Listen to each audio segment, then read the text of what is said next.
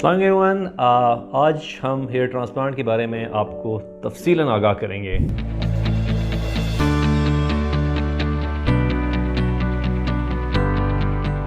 अस्सलाम everyone, this is doctor Kamaluddin Khan again and I am a consultant cosmetic surgeon by profession and I am a cosmetic surgeon, so I have two clinics, one in Islamabad and one in Quetta.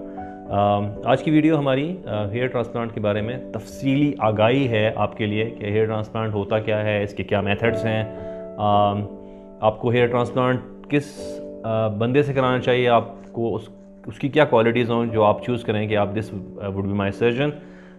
Hair transplant में क्या complications हो सकती हैं, results आप कैसे expect करें, आपके results कितने दिनों में आते हैं, और इसके अलावा मज़ीद चीज़ें जो आप एक्सपेक्ट करते हैं, आपके फ्रीक्वेंटली आस्क्ड क्वेश्चंस होते हैं, वो मैं आपको इस वीडियो में आंसर करूंगा।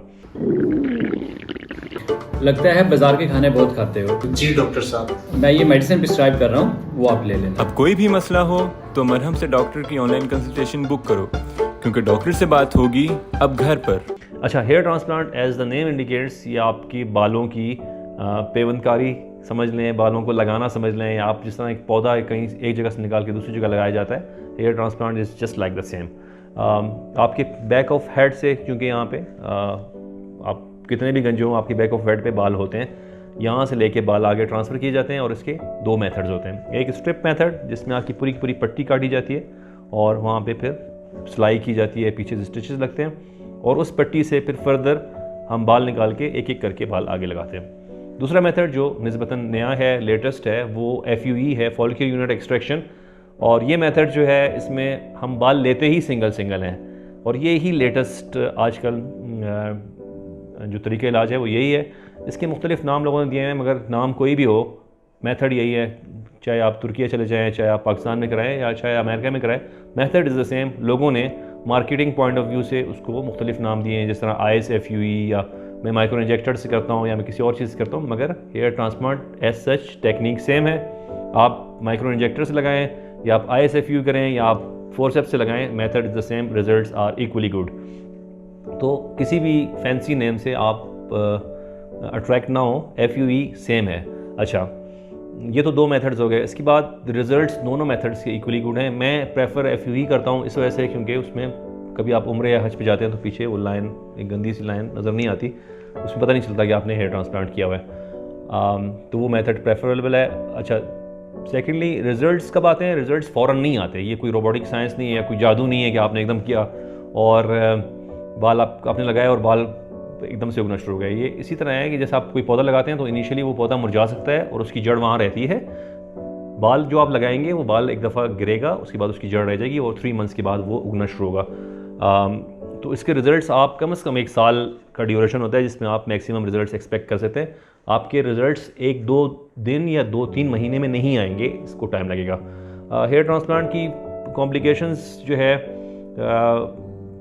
अगर कोई बंदा शराब नोशी करता है, या ड्रिंकर है, या कोई एक हैवी स्मोकर है, तो उस सूरत में आपके फ्रंट एरिया पे जहाँ पे आप साइड्स बनाते हैं वो एरिया नेक्रोज हो सकता है। जिस तरह आपने कभी कभी वीडियो में किसी जगह पे देखा हो कि आगे का एरिया नेक्रोज हो गया और कॉम्प्लिकेशंस हो गई, तो वो उसमें सर्जन का हरगिज़ कसूर नहीं होता। पेशेंट ने बाज़ वक़्त बताया नहीं होता कि मैं ड्रिंकर हूँ या हैवी चेन स्मोकर हूँ, वो उसने पेशेंट ने डॉक्टर को आगाह नहीं किया होता, तो उस सूरत में कॉम्प्लिकेशंस हो सकती है। इसके अलावा इन्फेक्शन हो सकती है, कहीं पे भी हो सकती है दुनिया में। ये दोनों कॉम्प्लिकेशंस ज़्यादा कॉमन है। और एक फॉलिकुलाइटिस है कि छोटे छोटे दाने आपके सर के पीछे निकलते हैं, और वो काबिल इलाज हैं।